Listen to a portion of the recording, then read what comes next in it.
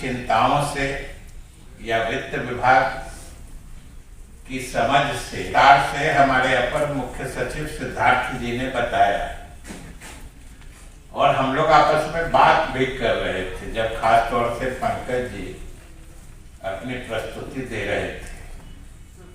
और हमें तो अब इसके पहले कि वो उसकी चर्चा करें कि पंकज जी जैसा उन्होंने भी बताया कि हम लोग एक ही जिले से आते हैं,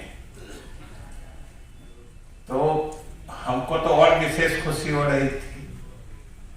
लेकिन सही बात है, जिसकी चर्चा उन्होंने की, हमारे दोनों अधिकारी उसी वक्त चिंतित दिख रहे थे कि जब जिस पर्पस या मकसद के लिए इस तरह का आयोजन होता है उसी में कहीं न कहीं कमी कमजोरी की ओर उनकी प्रस्तुति से बातें निकल के आ रही कि आखिर हमारे किसान एनबीएफसी या लोकल लेवल पे जो यूजरी ही कहिए उसको कि सूदखोरी जो होती है, सूद के नाम पर शोषण जो होता है, किसानों की तो मजबूरी होती है।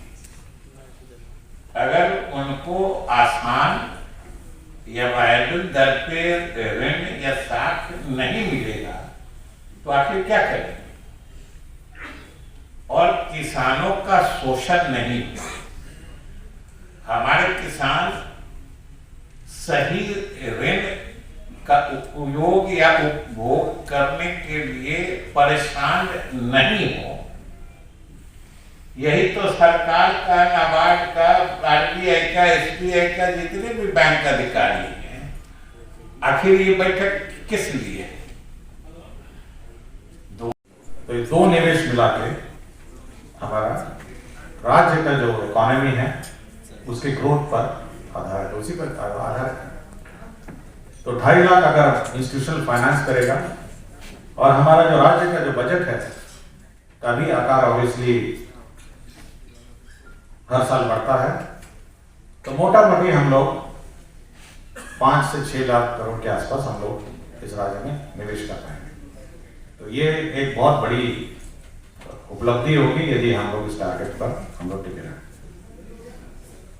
हमने भी 2 कृषकों के ग्रुप्स को भी सुना, एक जन नायक एफपीओ है और एक कृषक फार्म्स है। कृषक फार्म्स ऑब्वियसली बहुत काबिल तारीफ कार्य कर रहे हैं जो टेक्नोलॉजी एंड एग्रीकल्चर इंट्रोड्यूस कर रहे हैं।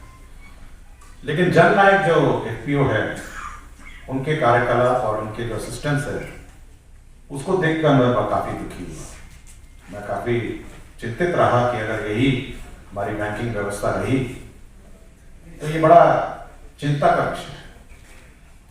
उनको जो सबसे ज्यादा क्रेडिट जो उन्होंने दिया, जिसने सबसे ज्यादा उसको क्रेडिट दिया, वो आपका सुन्नति जो माइक्रो क्रेडिट कंपनी है उसने दिया। प्रतिशत ब्याज पर हमारे किसानों को ऋण देते हैं। और सबसे आश्चर्य की बात है कि इन कंपनियों को फाइनेंस करने वाले भी हमारे बैंक ही हैं। मतलब एक तरफ से हमारे बैंक से पैसा उठाते हैं, फिर अपना जो सर्विस चार्ज और सब कुछ लगाते हैं और फिर हमारे किसानों को दे देते हैं। और 18 से 24% आप सोच सकते हैं कि कितना शोषण हमारे किसानों के साथ होता है। तो ये बड़ा चिंता का विषय है और ये इस पर कुछ तो अंत होना चाहिए।